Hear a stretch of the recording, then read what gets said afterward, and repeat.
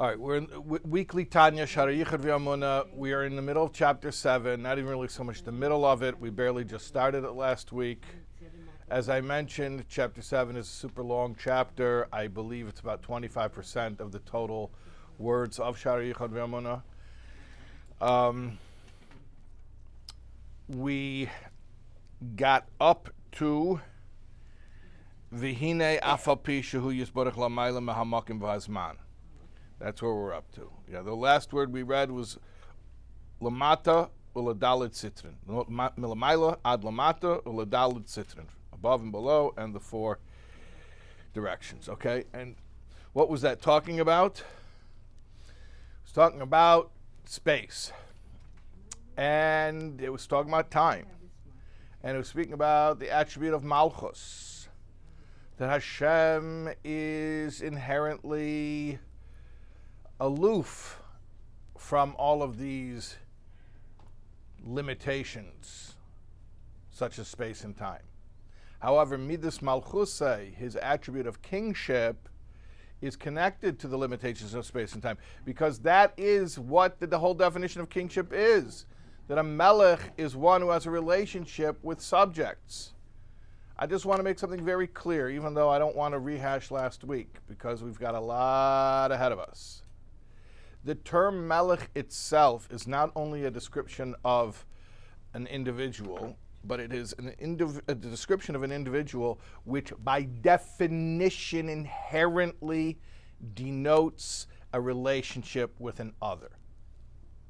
Because you can be a chacham and be mischakim by yourself. Right? You can be wise and just go delve into your own wisdom. In fact, sometimes that is really what Chokhmah does. It is introverted. It is self-oriented. Malchus, by definition, means there's a relationship, because ein melech blei am. Right, there is no king without a subject or without subjects. So the whole attribute is defined by its relationship with an other. So Midas Malchus, Hashem's Malchus, is his attribute which relates to the limitations of space and time. And that's why we say regarding Malchus that Melech Molech Yimloich, that he will rule, and we say that he rules above and below and in all directions, because the whole idea of Malchus is that it relates to the limitations of created reality. Yeah. I've heard this concept that Hashem created the world and us in order to give to us. Yeah, teva hatev lahetiv, yeah. But what I'm hearing really is Hashem really needs us and created this world for himself. Like without us, there's no relationship. Like there's no Malchus. He needs this. So you're touching upon a very interesting question, which is, who's this for? So Teva Hatev Lahetiv says it's for us. And the whole thing was just so Hashem could be kind, and so he needs an other and upon which to bestow kindness. But we're saying something different. We're saying that there's something inherently about Hashem that I don't want to get into nitpicking about if you want to say he needs it, he wants it. I'll just say it as this is who he is, which is kind of paradoxical, because on one hand, who is he? He is whoever he is, even if he never creates. And yet there's something intrinsically bent on creating about Hashem. There's something about Hashem that inherently wants that relationship. And I used like we validate his existence, because if we're not here, then he's not a melech. Right. So that leads me to another question. Yeah. Okay. But by the way, warning, we're not going to get into an interesting conversation right now. So about 30 more seconds to wrap this up. Yes. Right now. Yes. So does the definition of melech that denotes a relationship with others include or preclude Hashem? Well, Hashem is the Melech, so obviously it includes No, we him. just said Hashem isn't the melech. he becomes a melech by having a relationship with us. Hashem's the melech here. The point is that when we're talking about, remember by the way, context, Yichud Eloh, Yichud Tata. We're talking about two levels of unity, two perspectives of unity. When you're talking about Yichud Eloh, you don't need a melech, because there's no king, there's no subjects, there's no nothing, there's just Hashem. That's Yichud Eloh. Sounds pretty lonely. Yeah, I mean, that might be a projection of our own subjective experience, but Yichud Tata is where this Malchus thing really becomes fundamental.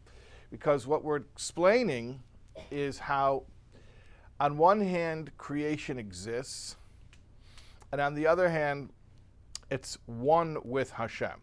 So just to remind you where we've come from. In chapter 6, we explained Hashem hu Elokim, and therefore, ein eid milvade, or ein eid.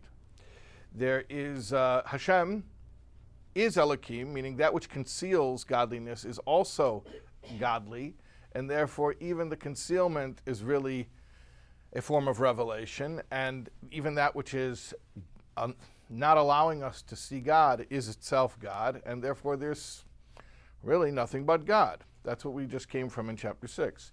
Chapter 7 is explaining the mechanics of Yichud Tata.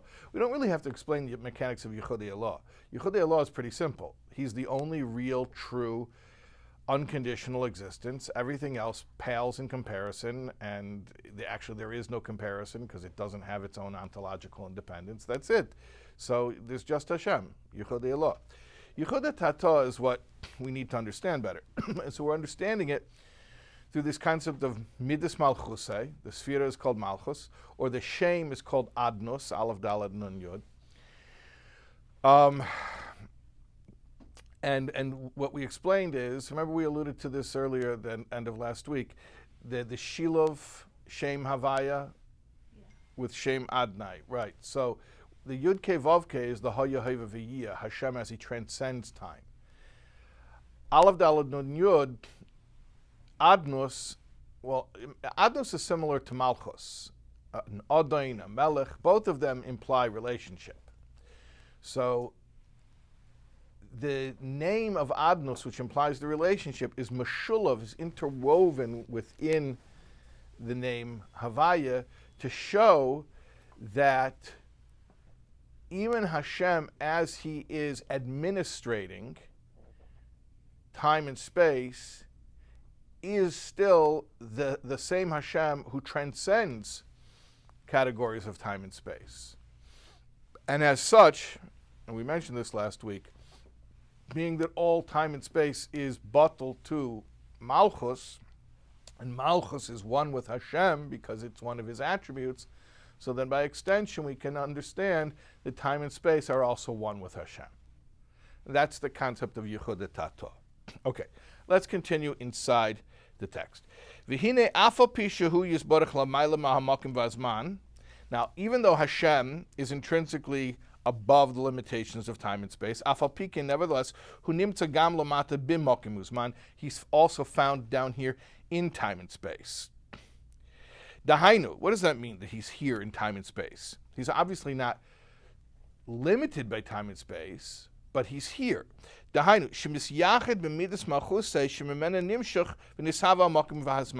he is one with his own attribute of kingship, which is the source of time and space. You following the mechanics of it? V'zehu Yichud Tata, and this is the lower unity. This is the lower unity. And he says in brackets, Shiluv Havaya Ba'adnus Baruch Hu. When you have Havaya, Meshulav interwoven within Adnos. Sometimes you have Adnos interwoven within Havaya, and sometimes you have Havaya interwoven within Adnos. The question is which letters take, they're both four-letter names. The question is which letter is first, which name takes the lead.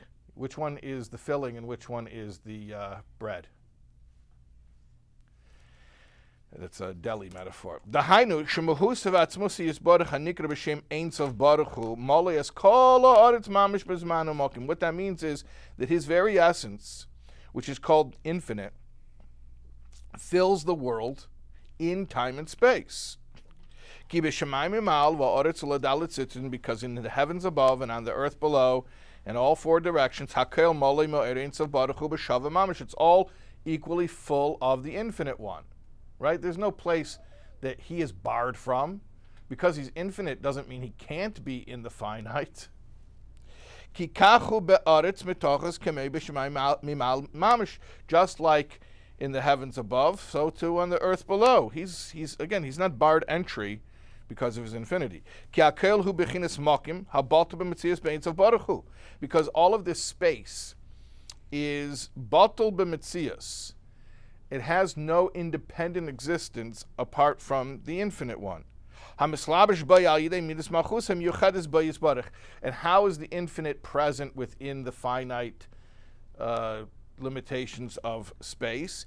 It's because of Hashem's midas Malchus, his attribute of kingship, which is one with him. As we said before, time and space are products of Malchus, and Malchus is an attribute of Hashem, which is one with Hashem. So then, by extension, time and space are one with Hashem. It's just that the property, the main property of Malchus is Tzimtzum and Hester, concealment. To hide the infinite light. So that time and space do not become overwhelmed, nullified out of existence. And that would cause that even from the creation's perspective, time and space would no longer exist. But Hashem wants to preserve that effect of time and space. So he has this function called Malchus, which preserves the phenomenon of time-space. VeHaEmunah. Now, we're venturing into another point. Before we go to the next Yeah. one, this sounds like, this time and space talk sounds like an explanation of Mimale and Sovev. You like Mamali and Sovev? I like it. Why do you like Mamali and Sovev? I don't know. It just has a nice ring to It has a nice ring to But it. I'm not trying to use this. You're not trying to force it in. No, I'm not. Well, okay, so I have news for you. We are going to actually use the terms Mamali and Sovev later in the Perek. But what about here? Is this not an explanation? Yeah, we'll explain how Mamali and Sovev could also be used as terms, as models for understanding this. Okay. We will. Yeah. Okay. Sorry, Rabbi. Yeah. When it says Malchus preserves time and space, Yeah. is that Malchus is continually creating time and space? Well, Havaya is continually creating time and space. It's just that Havaya is doing it through this filter of Malchus, which allows time and space to be preserved as seemingly independent phenomena. So Havaya is the source. Yeah, ultimately. But the point is that Hashem is complete oneness, so all of his attributes are one with each other. So, like we said before, Havaya Hu Elikim.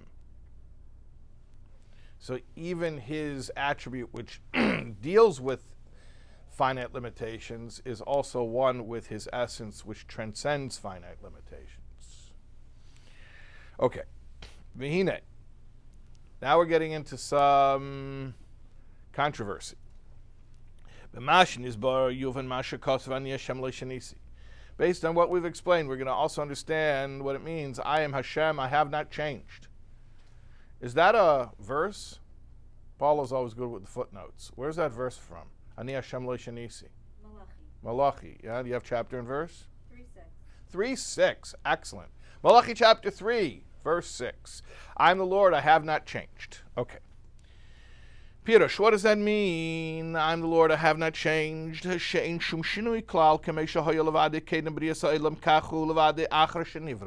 Simple. It means that the creation did not affect any change in Hashem. That just as he was alone before the world was created, so too is he alone after the world was created. All right, let's understand that.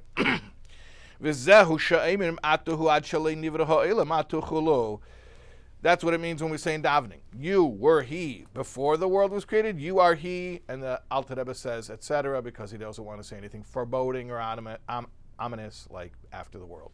Doesn't want to talk about after the world. Okay. With no change in his essence or his das. How do you want to translate das? Intellect, okay. Intellect, there's different aspects of intellect. What aspect of intellect is das? Knowledge, okay. Okay, we could go with knowledge, we could go with awareness. But is that das the first? No, chokhmah is the first attribute, yeah. But das is more the internalization of it. You're saying in koiches and nefesh, the way we experience it, yeah. Yeah, so Hashem is one with his essence and his, well, he didn't say it here explicitly, he's one with his essence and his knowledge, but we will say that. Ki b'yedias atzmei yedeya kol hanivroim. Here's an interesting thought. Through knowing himself, he knows all the created beings. Shahakel mimenu batel b'metzias etzlei, because they all come from him and they're all nullified to him, meaning they don't have any existence on their own. They're not independent. So therefore, he knows them by knowing himself because they don't exist in a truly independent state. So it's not like someone who has to go out and learn or acquire knowledge that's outside of himself. Hashem knows everything by knowing himself. Is the flip side also true? That We know Hashem through knowing yeah, but I don't want to talk about that because let me just give a big warning. I said the word controversy 2 minutes ago, right? So I don't think I fully made you aware of what we're waltzing into right now. We're about to enter one of the great theological debates of the past, certainly of the past 300 years, but probably one of the biggest debates of the past 2,000 years. And that is the manner in which Tzimtzum operates. Tzimtzum kipshutai or loy kipshutai. Is Tzimtzum literal or non-literal? Okay, little history lesson. The concept of Tzimtzum is a Kabbalistic concept. Where does it come from? Zohar is a very educated guess. It's wrong, but I'm very impressed by the educated guess. No, it's not from Zohar. Yeah, it's Kabbalah, yeah, but where specifically? Arizal. Okay, excellent. Yeah, it is from the Arizal. Now, you're aware that in the times of the Alter Rebbe, there was still heavy hisnagdus, opposition to the teachings of the Baal Shem Tov. Yeah. You're aware that some of the nature of that opposition had to do with fears about the study of Kabbalah. Yes. You're aware, perhaps, that Kabbalah had been distorted in the generation prior to the Baal Shem Tov and the debacle that occurred with Shabtai Tzvi. Okay, are you also aware that the detractors of Hasidism themselves were Kabbalists and studied the Arizal? So I think a lot of people think it's like the Kabbalists and the anti-Kabbalists. It wasn't. It was two strains within Kabbalah. Two ways of understanding the Arizal. And specifically, the concept of Tzimtzum. Is Tzimtzum kipshutai or loy kipshutai? Is Tzimtzum literal or non-literal? And by the way, even that's an oversimplification because there's a letter of the Rebbe in the Igros actually that explains this, that there are different subcategories for explaining what Tzimtzum kipshutai even means. Because it's not just the factor, is it literal or non-literal? Tzimtzum meaning, is it literal withdrawal of the divine light or is it merely concealment of it? But then there's another factor, which is it the ma'er or the or? Is it the luminary or the light? So it's actually interesting. The Alter Rebbe, according to the Rebbe, the Alter Rebbe's belief is the most mitigated version of the Arizal's doctrine of Tzimtzum, meaning it's, first of all, it's not the ma'er, it's only the or that's affected, and it's not literal withdrawal, it's merely concealment.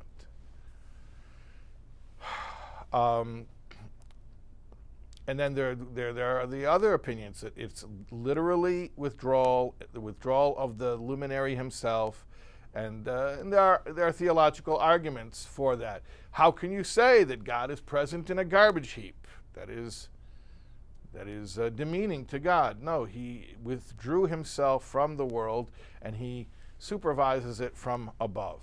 Anyways, I'm not here to settle a theological debate from let me do my math, 250 years ago. But I just want you to have context that there is a polemic aspect of this section of this chapter, okay? So the Alter Rebbe says like this: Hashem was before he created, he'll be after he created, without any change to his essence or his das. Why? Because the way he knows things is by knowing himself. Now we go into a very long quote of Rambam from Mishnah Torah. Interestingly enough, Rambam wrote many philosophical works, but here we're quoting from the good old-fashioned Mishnah Torah. I say it that way because Mishnah Torah is a sefer halacha. It is a book of law, but it has some theological stuff at the beginning in Sefer Mada when it's talking about the tenets of our belief. Okay, so let's go into this long Rambam here. Shehu hayedeya v'hu hayedua v'hu hadeya atzma hakol echad. Hashem is the knower. He is the known, and he is the knowledge itself, all one. V'davar zeh ein keich bepela amrei. This is still the long Rambam quote, and this is a concept that cannot be articulated. V'lei ba'ezin l'shamei, and it can't even be properly heard. V'lei b'leva adam lahakirei al buryei, and it's not even possible really to emotionally, like intuitively connect to it with your heart. Meaning, ultimately, we can say these words, but we can't really grasp on any level. What does it mean that he's the knower, the known, and the knowledge itself? It's like the gift, the giver, and the Torah. Okay, all right. All right. Ki HaKadosh Baruch Hu Malchus v'atzmus v'daita k'el echad mamish mikol tzad pina b'chol derech yichud. Because Hashem and his essence and his knowledge are all one from every side and corner, in every manner of oneness. Vein daite davar neisef al malchus v'atzmus. His knowledge is not something extraneous to him, kameshu b'nefesh adam, like it is with a person. Shedaita davar noisef al muhusa murkava, where with a person, his knowledge is extraneous to his nefesh, and it adds to him, and it's compounding him. In other words, you live and learn. Oh, I didn't know that. If I knew today what I knew then, I guess I've grown, right? And that's a healthy person who knows more today than they knew yesterday, right? Can't say that about Hashem, because Ani Hashem lo shanisi, I Hashem have not changed. I do not change. Sharei k'sha'adam leimed v'yadei ezadav. When a person learns, kvar hoisa b'nafshei hamaskeles b'terem shalomed v'yada, his nefesh already existed before he learned. V'acher shalomed v'yada, then after he learns it, niteisva yediazu b'nafshei, then his nefesh picks up that new piece of information, or that new awareness. V'chein midei yom b'yom, and so too day after day. Yomim yedaberu v'reiv shanim yediu chachma. A person lives and learns day by day and gains wisdom by the year. You're constantly becoming more and more knowledgeable, hopefully, as long as you don't watch the news. Then you lose knowledge. Ve'ein zu achdus pshuta ela merkaves. This is not true oneness. It's not achdus pshuta, simple oneness. It's murkaves. Murkaves. Murkav means compounded. So it's like you put something on something. So the guy's riding the horse. The guy isn't the horse isn't the guy's riding on a horse. So you pick up knowledge. The knowledge got added to you. That's called murkav. Aval HaKadosh Baruch Hu achdus pashut bli shum harkava v'tzad ribui klal. But Hashem, he is simple oneness without any harkava, without any compounding, without any ribui, without any multiplicity. So it's not possible to say There's Hashem, and there's his knowledge. Oh, he's got more knowledge. He knows something today that he didn't know yesterday. Obviously, all of this is not just theologically anathema, but it's silliness. You can't speak of Hashem that way. V'im kain, if so, al korcho mahusav atzmusav edaita kel davar echad mamish bli shum harkova. We must say that Hashem and his knowledge are absolute oneness without any sense of being compounded. You understand the theological problem that we're avoiding? And again, I do want to just remind you that there is a polemic going on. And it is part of the meta text that the Alter Rebbe is proverbially painting his opponents into the corner, or allowing themselves to paint themselves into a corner. You're going to see clearly with the coup de grace where he's headed, where he's really going to. But, okay, he knows that nobody's going to say that Hashem is unaware of what's going on in the world. He knows everyone's going to take that as an axiom, that Hashem knows exactly what's going on in the world. He's all-knowing. But he's also saying, he's pressing his opponents to admit that Hashem is unchanging.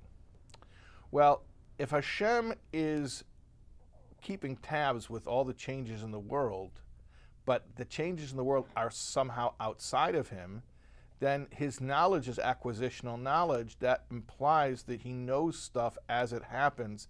He's picking up knowledge. And so the Alter Rebbe is quoting the Rambam, who obviously would be an acceptable source to his opponents as well, explaining that Hashem doesn't learn the way that we learn. Hashem has awareness of everything, yes, but not because he's really good at research. He knows how to use Google. Hashem is aware of everything just because he's aware of himself, because ultimately nothing exists independently of him or outside of him. And if you were to say that it does exist outside of him, then how do you explain his knowing it all if it's acquisitional knowledge, and then it implies change in him? Now, I understand nobody's being riveted by this. And you know why that is? Because these debates have been settled. That's why I realize, by the way, spiritually, there's no controversy going on anymore. That's why it's hard to get people in this day and age to get, not only is it hard to get people interested in this, but it's hard for them to even see what's the gewalt here. Yeah, what's the big deal? We all know that. Duh. Okay, well, this was causing some pretty serious fights a couple hundred years ago. So at a certain time, this wasn't so obvious. But it's to the credit of the Alter Rebbe that you think it is so obvious. I thought the controversy wasn't God's knowing of it, but then his intervention. Well, see, the Alter Rebbe is using this as his argument because he knows that this is where he has you. Because nobody is going to say that Hashem doesn't know what's going on. But once you admit that Hashem knows what's going on, now you have to explain how that's happening. If you're going to stand on the position that Hashem, that Tzimtzum is kipshutai, and Hashem removed himself from the world and is separate from the world, and he is supervising the world from outside of it, now you're forced to say that his knowledge of the world is acquired. If you're saying it's acquired, then you're saying he's changing, which you won't say. I know you won't. I'm like this is the Alter Rebbe saying to his opponent. I know you're not going to say Hashem changes. So the strongest argument for Tzimtzum loy kipshutai is this argument. I don't know if it's the strongest argument, but like the cleanest argument in my humble assessment. Okay, we're in the middle of something extremely complicated. If you're not following, just keep relaxing. It will click for you at some point. Okay. So we say you must conclude that he and his knowledge are one without any sense of being compounded. Ulefichach, therefore, Kishem shi avshalushum nivra ba'elam lahasig muchus habayra va'atzmusay, just like no created being can understand Hashem's essence, right? He's unknowable. Kach yavshal lahasig muhus daitai. So too, we cannot understand his das, his knowledge, It's not knowledge in the sense of knowledge that we're familiar with. Knowledge that we're familiar with is acquisitional. And by definition, inherently involves change and growth. Hashem's does not. What does that have to do with Tzimtzum? Is das another? I explained it. I'll say it again. I'll say the formula again. I'm reducing the argument to very simple steps, and it doesn't have the eloquence of the Alter Rebbe's argument. But I'll say it again. I said it a minute ago. I'll say it again. If you say that Hashem is separate from the world, but you're also going to insist that he's keeping tabs on the world, which you will, meaning the opponents of Chassidus will say that. They won't say that Hashem isn't keeping up to date. Now you're forced to explain how Hashem is keeping up to date on knowledge that he's apparently acquiring from outside of himself. And now you're implying there's a change in him, which you won't do. So now you're painted into a corner. You're going to have to concede a point. The Alter Rebbe is driving at this. You're going to have to concede a point. Something's got to give. And the Alter Rebbe is saying, the simple place where you're going to give, just admit that it's not Tzimtzum Kipshutai. Just admit that even right here in this physical world, that the Ein Sof, that the Infinite One, is present through Midas Malchus, through Tzimtzum, but he's present here, and therefore he knows everything that's going on down here by knowing himself. And therefore it's not acquired knowledge, and therefore it's not change. Okay, let's continue. We cannot understand Hashem's das, rak lahamin ba'emunah, but we believe in it, meaning emunah, the way that emunah is properly used, not because we're lazy and we don't want to understand something, but because we encounter something which is fundamentally incomprehensible. That's where emunah kicks in.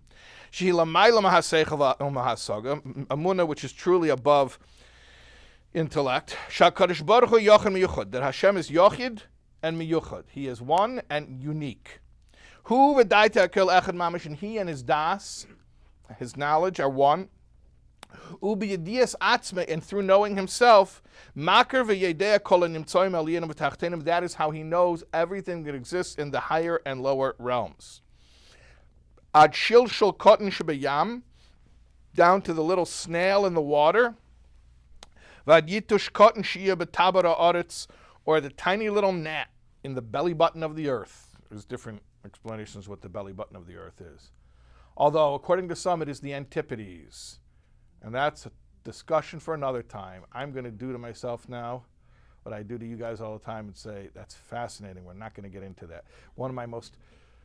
I'm very passionate about the subject of the antipodes. And we're not going to talk about it. Okay. And it's connected to Chav Ches Sivan. I'll put out, believe now that I'm going to put out a video about it, which I'll record in my studio before I leave for London. That's my plan. How do you spell that word? Antipodes. Antipodes. It means the spot on the earth, which is the exact opposite spot from another given spot. There's an antipodes of any spot on earth.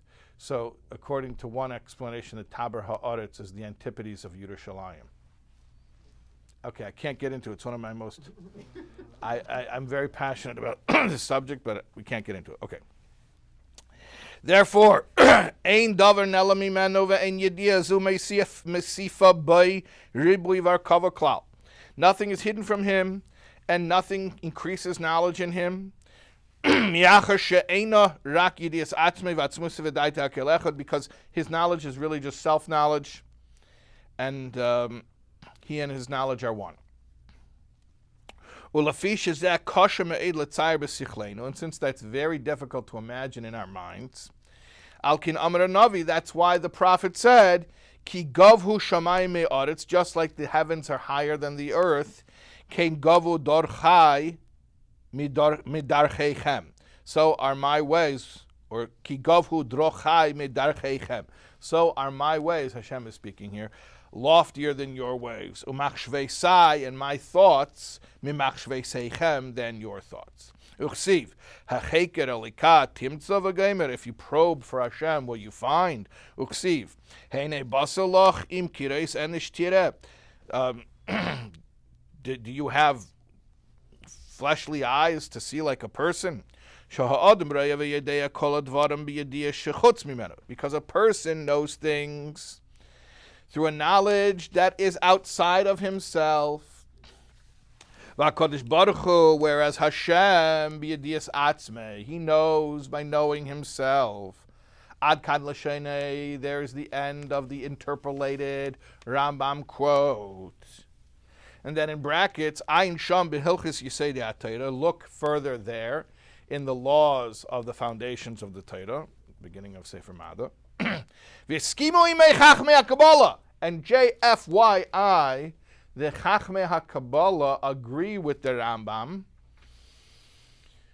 So it's not just the Rambam here, but also the Kabbalists. K'mavur b'Pardes Meharamak Zal, like it's explained in the Pardes of the Ramak. The Ramak was the great Kabbalist, the Kabbalist in Tzfas right before the Arizal. Okay. V'hine mekan yesh lahavin, and now from here, now he says the polemic a little bit more explicitly. I mean, if you didn't know the history, you still wouldn't catch it, but now he says it pretty explicitly, that there's some debate going on here. V'hine mekan, from this, from what we just said, yesh lahavin shigyos mikzas chacham b'neihem Hashem yechaber ba'adam. We can understand the error of some of the self-styled chachamim, that's how I'll translate chachamim b'neihem, people who see themselves as sages. May Hashem atone for them, because they're making a terrible mistake. So the Alter Rebbe is saying Hashem should atone for them. Shishagu v'to'u be'iyunam b'kisvei Arizal. They are making an error in their study of the Arizal. VeHaEmunah inyan tzimtzum hamuzkar sham kipshutai. And they're understanding the concept of tzimtzum that's mentioned in the Arizal as a literal phenomenon. I gave you a heads up about this 15 minutes ago, right? So it makes sense what he's saying here? Mm-hmm. There are people, meaning the opponents to Torah Baal Shem Tov, who have learned Kisvei Arizal, and their understanding of the Arizal is that Tzimtzum literally means withdrawal, that Hashem is no longer present in creation. Shakadosh Baruch Hu silek atzmei umahusei chas v'shalom me'elam hazeh, that Hashem withdrew himself and his essence, God forbid, the Alter Rebbe says, from this world. And again, we already know that there are other arguments that are going to come up as well, but we already know the main argument the Alter Rebbe said, which is once you say that Hashem literally removed himself, you've got a problem explaining how he's knowledgeable about everything in the world. Okay. Rak, they say that Hashem removed himself. Rak, that just shemashgiach milmaila bashgacha protis al kol yitzurim kulam. That he supervises from outside. Isn't this what all the Rishonim say? The Alter Rebbe says clearly, this is not what the Rishonim say. This is why he brings the why he brings the Rambam. The Alter Rebbe says, yeah. Alter Rebbe says that that's not what the Rambam says. No, he says it is. Let's clarify. The Alter Rebbe just brought a long Rambam to explain that Hashem certainly is not supervising from outside of the world. He's knowing the world by knowing himself. Right. The opponents of Chassidus were learning from Kisvei Arizal that Hashem removed himself from the world and he's watching on closed-circuit cameras.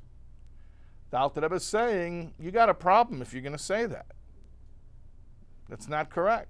No, we're talking about intervention. We're not even getting into intervention here. That's another stage of it. Just Yediyah. Just Yediyah. If you're saying the manner of his knowledge of what goes on here is thorough, which you're going to say, you won't concede that point, but at the same time, you're going to insist that Hashem withdrew himself from the world, you put yourself into a theological corner. That's why the Alter Rebbe is saying, well, hold on, this is very complex here. The Alter Rebbe is saying, well, everyone just wait a second, okay? He's describing the opponents. They say that Hashem withdrew himself literally from the world, that he just supervises it from outside. Asher b'shamayim mal v'alo oretz mitochos, and he's watching everything in the heavens above and the earth below. Okay, now the Alter Rebbe is going to proceed to explain why this is highly problematic. Okay, I don't want to get into any side questions right now. Does everyone understand the position of the opponents as the Alter Rebbe is presenting it? What is their main assertion? That he removed himself. He removed himself, and that he's supervising from outside. Okay, hold on. He's right in the middle of the argument. Could we? So I just want to clarify. Okay, clarify. Okay. The Rambam Yeah. is on the same side as the Alter Rebbe. The Alter Rebbe would say so. Yeah. Yes. Yes. Okay. Okay. VeHaEmunah. Now he deconstructs it. VeHaEmunah. Milvachi after klal leimer inyan tzimtzum kipshutei shehu mimikre aguf. First of all, you got a problem. It's just inherently weird to say that Tzimtzum applies to Hashem in a literal sense because he calls it mimikre aguf. It's a bodily phenomenon. It's a physical phenomenon.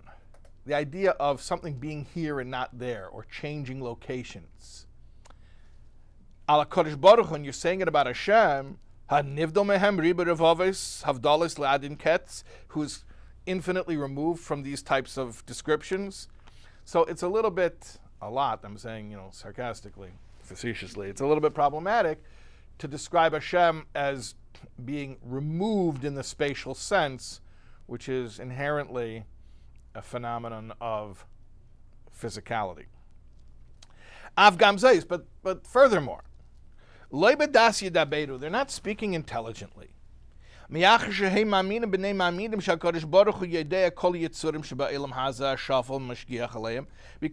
I know that they all believe, they are maminim b'nei maminim, they are believers, the children of believers. I know that they, in their soul, they believe intuitively that Hashem knows everything that's going on in this lowly world and supervises everything. And therefore you're forced to say, that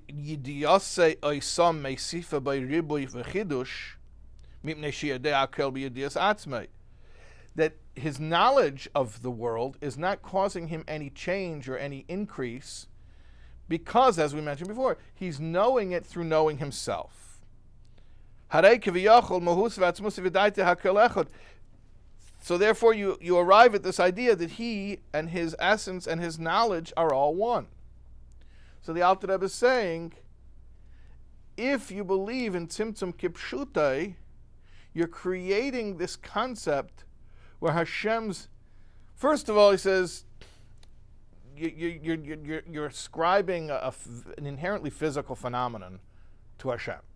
But he says, second of all, you're creating a problem where his knowledge of the world, which his opponents are going to concede, Hashem has intimate knowledge of everything in the world.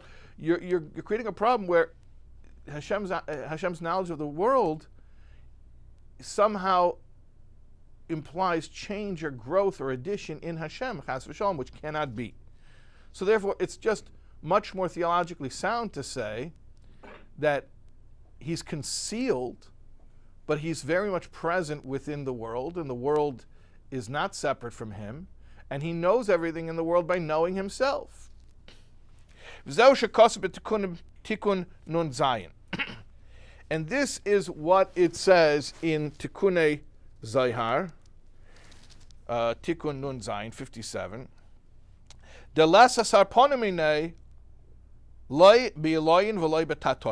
There's no place devoid of him, not in the higher realms or in the lower realms. So now the Alter Rebbe quotes the Zohar to give another argument against Tzimtzum Kipshutai.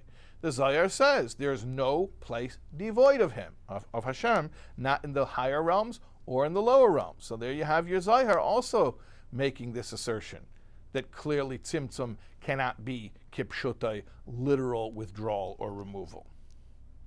VeHaEmunah Parshas Pinchas. Okay. Is somebody looking at a Tanya that has the chitas, like the daily chitas marks there? I'm wondering where a day of chitas ends right around here. Where's the next spot? I'm on Uberayma Hemna Parshas Pinchas. Where it says a date? Yeah, it has little dates where the daily study. You just started 25th of Sivan, right? I don't know. I didn't write it down, but where's the next place that there's a stopping mark? I want to stop where the chita stops. I think the last sentence is Lafi She'enu Nistas. The Zohar. That's the next stop. That's the next stop. Where? Lafi 33. She'enu. Did I get there yet, or it's coming up? No, you're almost there. I'm almost there. Okay, so stop me when I get there. But I Mehemna Parshas Pinchas, and now quoting Rai Mehemna is also Zohar. Okay, Iu Tofis Bechulav, alas man de Tofis Bei Chulu. He grasps everything, but nothing grasps him. Iu Sevikol Almin Chulu. We're saying your favorite word. He transcends or surrounds or encompasses all worlds. Veles man de Nofik Mirushusei Levad, and nothing goes out of his domain. Iu Memale Kol Almin Chulu. He fills all worlds. Iu Mekashem Yachid Zinan Lezine Ilo Vatato. He is the one who connects and unites one thing to another in the higher and lower realms. Veles Kurva Bedalad Yesaidin, and even the four elements do not connect, do not attach to each other without him. Ela Kutcha Brichu Kad Iu Benayo, except for when Hashem is between them. Ad Kan Lashene. There's the end of the quote from the Rai Mehemna. Is that where? Okay. Yeah, that's it. That's a period. Is that the Achitas day? There's a period in the middle of a long paragraph. Yeah, but then, Not according to this. Okay. So I let's. the Zohar quote. It's okay because I'm going to wrap it up right. No, it's fine. I'll look later. Let me just wrap it up. Okay, because he's gonna unpack this Kabbalistic language. We're not going to do this today, but let me just to make sure everybody. It's all good. Okay, just to make sure everyone understands, especially because we're not going to have class next week, right? Correct. Okay. Correct. Can I have a pen also to mark off? Okay, pencil, pen. Okay, it's a pen. Okay. So we're going to continue from here, but here's the deal. Okay. At the beginning of chapter 7, we were explaining the idea of Malchus. There is no king without a nation, that Hashem's attribute of Malchus is his attribute which relates to time and space, and that therefore, even though Havaya is transcendent of time and space, Malchus fundamentally, inherently has a relation with time and space. And since Malchus is one of Hashem's attributes, which is one with him, therefore, time and space which come from Malchus, and Malchus which is one with Hashem, time and space are one with Hashem. Meaning, Yichud Tata, the lower unity. The time and space exist, but not independently. Then today, we got into this whole discussion of the manner of Tzimtzum. And we got into it by first prefacing this whole concept about Hashem's manner of knowledge. And we gave this long quote from the Rambam, from Hilchos Yesodei Torah. The idea that Hashem's knowledge is not acquisitional knowledge. And why did that prove to be such an important point? Because we want to explain, again, this is the whole idea of Yichud Tata. Yichud Tata means even though the world exists on some level, it's still Hashem. Hashem's right here. Tzimtzum doesn't mean Hashem's not here. Tzimtzum is the explanation of how Hashem can be here, and yet for us to be able to experience a world simultaneously. So this is what we're explaining now. This whole idea of Tzimtzum is not literal is to explain how it's possible that there's this concept called Yichud Tata, that the world exists, but not on its own, not independently, not autonomously, not unconditionally. And the way to understand it is Malchus as the attribute of Tzimtzum. Yeah? My question is, Malchus has to have a nation, Malchus has to have a nation by definition. but is the reverse true? That a nation has to have Malchus or no? Because in Tzimtzum, a nation can think that they don't have a king. Well, that's the whole point, that he said that a nation has to be dvarim nifrodim, separate.